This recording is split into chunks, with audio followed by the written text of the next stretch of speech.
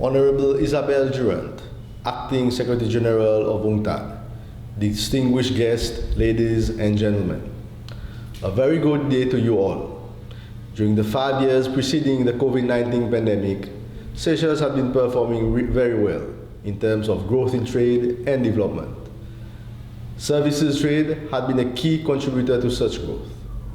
The country's gross domestic product reached its peak in 2019 at a growth rate of 5.3%, with the tourism sector playing an influential role in these favorable indicators.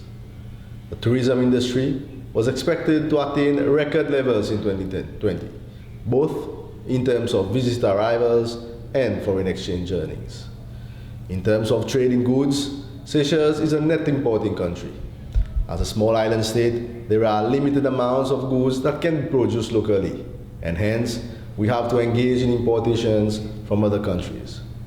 Our main goods export lies heavily within the fisheries sector, primarily dominated by the export of canned tuna. This subsector thus remains an important pillar of our economy. Ladies and gentlemen, the unforeseen impacts of the COVID-19 pandemic is jeopardizing the country's accomplishments, exposing the disadvantageous nature of economies with heavy reliance on imports and dependence on limited sectors. As the global pandemic worsened and countries begin to close their borders, tourism arrivals declined dramatically, and the economy as a whole began to feel the direct effects of the pandemic. The economy came at a virtual standstill, as the government had no other choice but to implement lockdown measures which crippled our main source of income, which is the tourism sector. This had a cascading effect on other sectors, such as agricultural sector, which depends heavily on the tourism sector. As pressure rose on the country's foreign exchange reserves, naturally, prices rose. Imports were thus significantly costlier, making the cost of living much higher than pre-pandemic.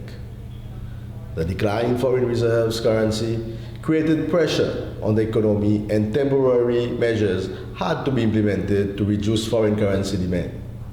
Ladies and gentlemen, on the global trade landscape, Seychelles is actively involved in a number of trade agreements.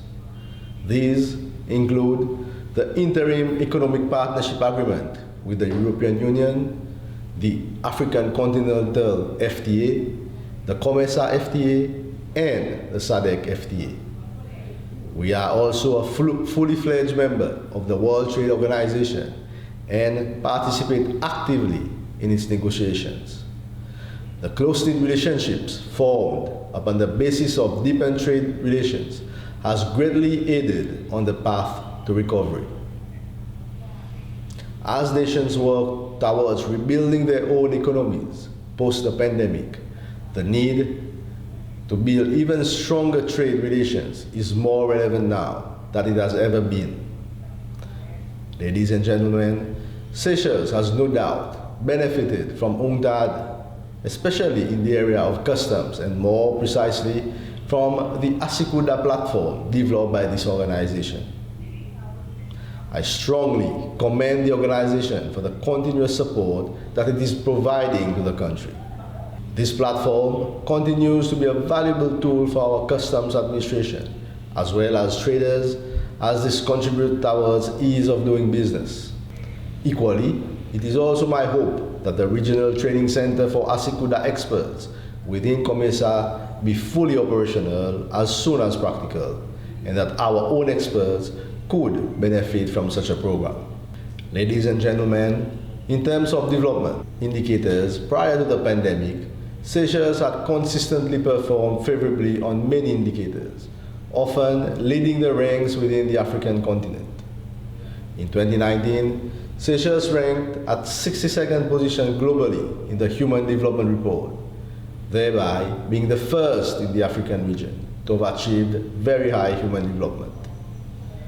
Political stability in the country has enabled Seychelles to maintain a steady economic growth of around 3.5% annually over the last 3 years. The onset of COVID-19 pandemic therefore threatens to reverse the progress made. However, opportunities have presented themselves in other ways. On the basis of digital trade, for instance, the importance to integrate this into trade regimes has been seen to be vital during such a period of time. Retail, banking, insurance, and even healthcare are just a few examples of sectors that have adopted digital trade into their day-to-day efforts. Businesses have found ways to adapt and come out resilient in the end. My point is that despite the pandemic being a major threat to trade, it has paved ways for development of opportunities, setting out new trajectories for trade. Ladies and gentlemen, to conclude, our road to recovery is one targeting the re-engineering of the economy in order to remain relevant in the new and evolving global market space. The aim is to build upon the resource endowments, capitalize on such for export opportunities and spread out risk. However, this does not imply that sectors from which gains were originally derived will be neglected, but rather building on their resilience. Ladies and gentlemen, Seychelles and the world have to build back better. I thank you.